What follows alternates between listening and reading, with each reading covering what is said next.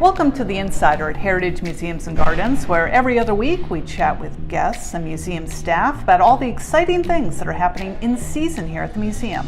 My name is Judith Getz, and I'm happy to be your host today. In this episode, we chat with Jennifer Madden, our Director of Collections and Exhibitions here at Heritage Museums and Gardens, who is here to talk to us about Start Your Engines, Cars and Stars of the Indy 500. Incredibly exciting. It is. We're going to go through the front door of the exhibit. And as we start to move forward towards the exhibit, what exactly are you hoping that most people will experience as they come through the doors? As they come through the doors, I'm hoping that they will really be sort of enveloped in the atmosphere of the Indy 500 as if they were attending it themselves. In the gallery, we have colorful race flags that set the scene. We have some audio as if you were at the race the day of, the types of things you would hear if you were actually there. Okay. And I guess you could say where you're taking a left turn as we enter. Yes. And one of the first cars you see is actually the oldest from 1911. Right. The very first car you will see if you visit the exhibit is a 1911 Stoddard Dayton, which they used as the pace car for that very first race. Now you're bringing up a really great question. At least it was for me. Everybody's heard of a pace car. Right. What is a pace car? What is a pace car? I did not know what a pace car was a year ago either. During that first race, they weren't quite sure what to expect because and this is the very first Indy 500. Right, this is 1911. Yeah. Okay, Mm-hmm. Very first one. They really weren't sure what to expect. They had 40 cars qualify for the race. And the operators thought that was a little bit too many cars to have a standard start where all the cars are lined up at the line and then start all of a sudden racing all at the same time. They really thought that was going to be a dangerous situation. And so, just before you get into yeah. some of this, exactly what was maximum speed considered in 1911? To qualify for the first race, the cars had to be able to drive 75 miles an hour for a quarter mile down the main straight of the track. A lot of cars could not do that at the time, but they did have 40 cars that were able to do that and qualify for the race. So they decided that was too many for a standing start and that they would experiment with a pace car. So Carl Fisher, who ran the track and the race, happened to be the Stoddard Dayton dealer in Indianapolis and had a Stoddard Dayton on hand. So he experimented the day before the race, starting with about 20 cars, leading them on a slower one lap around with the pace car, just to get everybody organized on the track, mostly up to speed, about like 40 miles an hour. And then at the last minute, he pulled into the pit area and they all then sped up and started the race. And now it's what's done. Now they also still use a pace car today. They take more than one lap around, but same thing happens. They go a little bit slower on their way around, the pace car pulls into the pits, and then the race starts. Okay. All right, now, so you'll be able to enjoy that and kind of get a sense of exactly what 1911 might have looked like. And as we move a little bit forward, I don't want to move too far because we've got two cars that are right next to the Stoddard that you had mentioned before, and these are two Duesenbergs, which are important. Right. These are the two oldest Duesenbergs in existence and the first time they've been exhibited together. So we are really excited about this. We have a 1913 Duesenberg that's on loan from the Indianapolis Motor Speedway Museum and a 1915 Duesenberg that's on loan from a private lender. So why is the Duesenberg important to most people that know, or car aficionados, shall we say? Sure. Most people know Duesenberg from their high-end luxury vehicles of the 1920s and 30s. These cars represent the very beginning of the company and them working to get established as an automobile manufacturer and a respected one. In a way, a lot of manufacturers did that at the time, was to send a car to the Indy 500. Now, as we continue to walk along, just beyond the Duesenbergs, you see something that is actually kind of tucked away, but it is very important. I think it's one of the more interesting small pieces to this entire exhibit, and it talks about the road. Right. Which, explain a little bit about what that road used to look like and how this developed. Sure. So when the Indianapolis 500 race, the Indianapolis Motor Speedway itself opened in 1909, the surface was a combination of crushed stone and tar, essentially. And during the first races, which were motorcycle races and a car race in 1909, they were finding the surface was completely inadequate for racing. That surface was fine for regular street roads and was used commonly that way. But for the race, it was actually dangerous. There were drivers who refused to start at all. There were fatalities because of the surface. And so in 1910, the race sanctioning folks said, we're not going to allow any more racing to happen here until you all can get your act together with track surface. So they had emergency meetings, and they decided to pave the entire 2.5-mile loop with street paving bricks. So they had to order 3 million bricks. And that was instant. They needed this. Right, they needed it done right now. Yeah, exactly. So they were able to get it done in 63 days, which was a remarkable accomplishment at the time. So the surface was completely ready in December of 1910. So here in the exhibit, we have a similar block to the type that they used to pave the speedway, and also the museum sent us a track cutaway section, which is really nice. So you can see the original track surface at the bottom, the brick layer, and then the layers of asphalt that they have added over the bricks over the years. And they did keep an original line of bricks as well. Yes, the start-finish line is still those original bricks. And part of the traditions, which we'll talk about shortly. As we continue to move along, you start to see something kind of develop and kind of not. One thing that I noticed about the next car in the lot right here, which is the Miller, I wouldn't want to call it a lot, but the museum space is a Miller, and it is so narrow. Right. So at this point, 1925, the rules have changed at Indy to no longer require a riding mechanic in the car. The earlier cars that we talked about, the Duesenbergs, are 2-seater cars because riding mechanics were required. What does the riding mechanic do, you might ask? A riding mechanic at the time is in charge of watching the gauges for the driver, hand pumping oil and gas because there were no gas pumps, fuel pumps at the time, and also looking out for other cars on the track. By 1925, mechanics, the mechanical aspects of the car had evolved enough where a riding mechanic was not really required anymore. And I do remember one thing when these beautiful cars were actually brought into the museum. You had a little trouble getting in and out of that one. Yes, I did. And you are not a large woman. I got in to steer it while I was being pushed by everyone else, and I needed to ask for a little help getting out. Yes, it's very narrow. It's very narrow. So yes. One of the things that you do feel as you look through all these cars is that they're really kind of molded to people. Yes. You know, they are tight spaces, right. And they're trying to minimize any extra weight, I would imagine, in the vehicle itself. Exactly. Now, one other thing that comes up, of course, we're just passing my favorite car right now. Oh my gosh, yes. What's happened here? This is the 35 Miller. Yes, 35 Miller. Tomorrow we have the Lower Cape Votech automotive students are coming for a special tour, and so we really want to highlight the engines for them. So they took it off. So Guys you are took here off today. the top. Right, we took off the top. So right now you're able to see the top, but what is beautiful about this piece, at least to me, besides the obvious leather appointment, yes, it's Art Deco design. Right. This is an 1835 Miller Ford, and it is really following the design aesthetic of the time. Art Deco was popular for buildings and all types of design, and you can really see that reflected in this car. Now you also notice that the tires, at least on the upper floor of the museum, the tires for these particular cars are much smaller. And I know that we had Lynn St. James here not long ago, and yep. She said, I don't know how they steered those cars right. around the track. And at this time, really, they're using regular car road tires. Special racing tires had not yet been developed. Okay. So we're continuing to move along the museum. We have actually one of our classic cars as part of this entire collection. Yes. So go ahead. Our 1912 Mercer Raceabout is an early example of a race car, just like the other exhibits cars we've seen here. Mercer did enter their vehicles in the early years of the Indy 500 and did very well. And one of the things I love the most about this is this little round glass piece that's right in front of the steering wheel. If that, I just can't imagine today. If you think of it, you know, from our standards today, Holy cow. Right. Yep, it's called a monocle windshield, and it really provided the absolute minimum protection for the driver. Oh, it's clever. Yep. It's clever.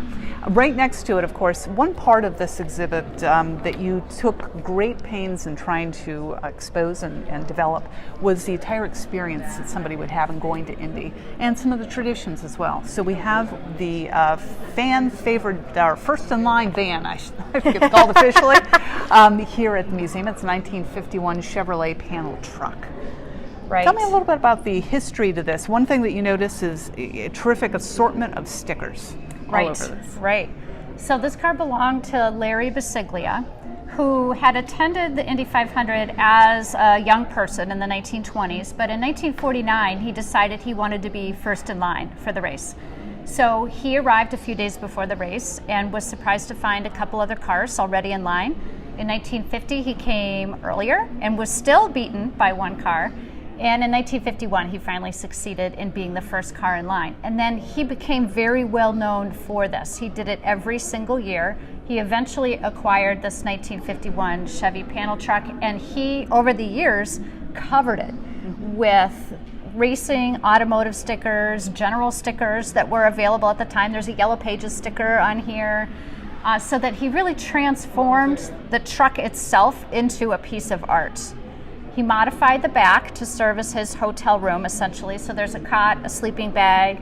There's a propane tank up on the roof to fire his propane stove that he had inside.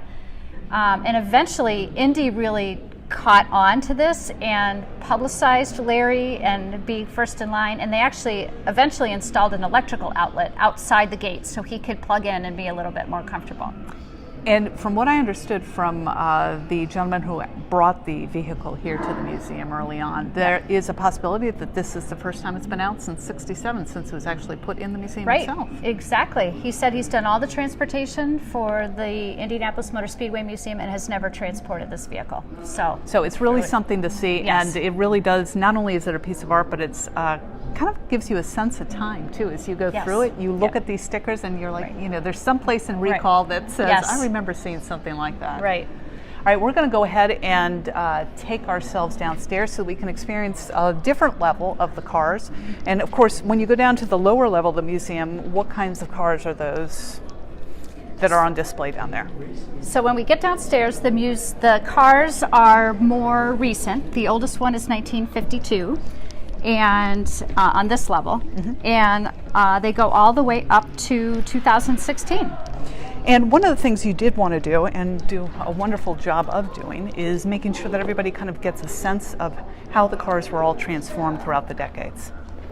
Yes, it's a really important part of the race itself, is the body design and the mechanical aspects of the car. So the oldest car we have downstairs is a 1952 Ferrari.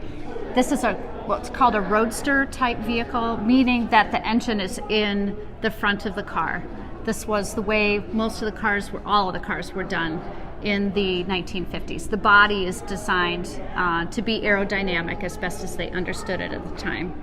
And one of the things I love about this red Ferrari, it's a gorgeous looking car. Yes, I think that most Yep. people that come are quite astounded and love taking pictures of this particular vehicle. Yep. And that, of course, is located on the lower level of the museum. There is some significance and design changes, immediate design changes that you start to see. When did that start to happen? In the 1960s is when they start experimenting with engines in the back of the vehicle. And the earliest example we have of that in the exhibit is the 1968 Lotus. This was a really special car. It was a turbine engine vehicle, which was very new and very controversial at Indy at that time. The engine met all of the race specs, so it could run. The other owners were not happy that had more standard vehicles because these cars were so fast. They knew they were going to need to transform their own cars and all buy turbine cars if these essentially were allowed to run. This car won the pole position that year, so it was the fastest in qualifying and started first row, spot 1, the fastest car in the field. But they all had, and several Lotuses qualified that year, but they all had mechanical problems and none of them finished. And you do notice a body change, immediate body change. Oh, They're yes, blocky. actually, yes. This car is actually nicknamed the Wedge because that's exactly what it looks like, a big doorstop, essentially, but was very aerodynamic design. And as we move along, you start to all of a sudden see, I know a lot of people are calling them the wings, appear all over the cars, to the sides and the back. Yep. And so in 1968, when Lotus was running this car, wings weren't allowed. Wings were first allowed in 1972, so we have an example of that in the exhibit as well, 1972 VPJ. Here, in this exhibit, it's showing it with dihedral wings. That was an experiment. Since 72 was the first year, they weren't sure exactly how that was going to run. They used the dihedral wings in practice, and the drivers were coming back saying this car is too hard to handle. They're not working. And I might point out too, this particular car was driven by Mario Andretti. Oh yes, so probably a good idea. Right. Yes.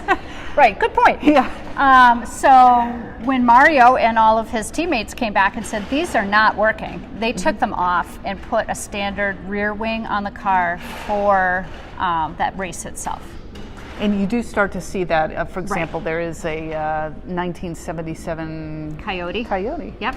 And it's kind of high up, but the vehicle itself is still larger. Yep. And as we start to evolve through time, all of a sudden you see the car kind of shrinking, becoming a lot more mechanical. And not only that, but you see the cockpit itself shrinking in size and becoming much more insular inside the vehicle. Mm-hmm. Our earliest example of this sort of new type of body design is 1984 March, driven by Tom Sneva. At this time now, they can start to model the cars on a computer and understand how they're going to work better before they actually build them. And so you see the cars get lower, a little bit wider, cockpit area gets smaller, but mostly on the side, these two side pods for air to enter. They were deliberately designing the cars so that air entering on the side and designing the underside of the car so that air would create downforce, which essentially holds the car onto the track like glue, kind of.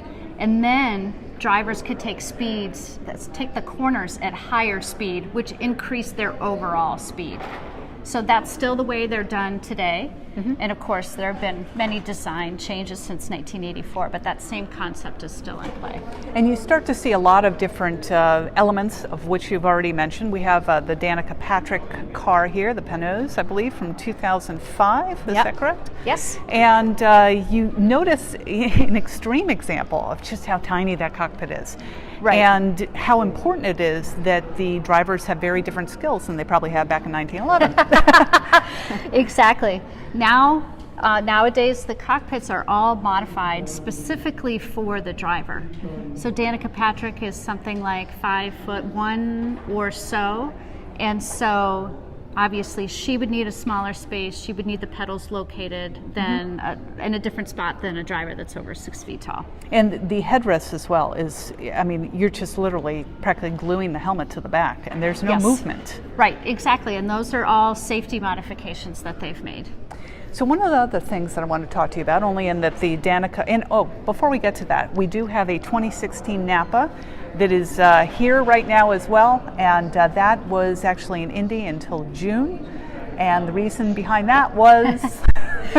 In 2016, the Napa car won the race, and the Indianapolis Motor Speedway wants to have race-winning vehicles at their facility during race weekend, which was Memorial Day weekend. So we were interested in having the car, and I said, what if we got it after the race? And they agreed to send it.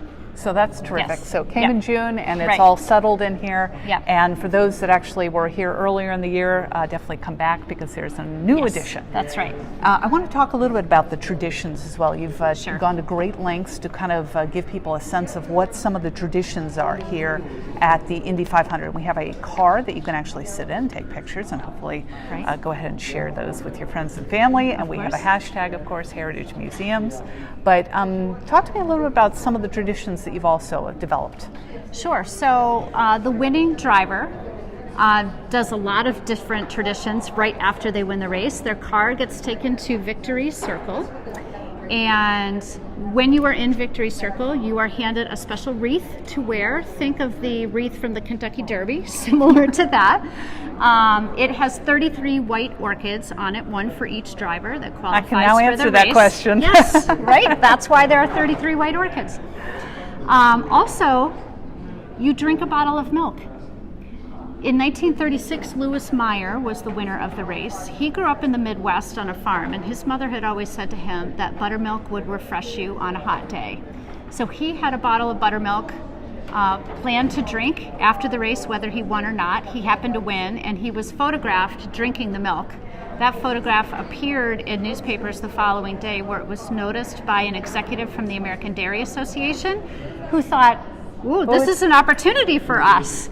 So every year, the American Dairy Association sponsors this tradition. So the drivers place their order in advance for what kind of milk they would like. So whole, skim, 2%, buttermilk, chocolate, whatever they want. Whatever they want, okay. Right? The milk is delivered by armored vehicle the day of the race.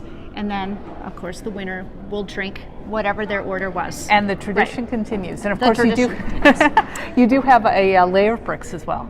Yes. We have a representation of the brick start-finish line right in front of the car.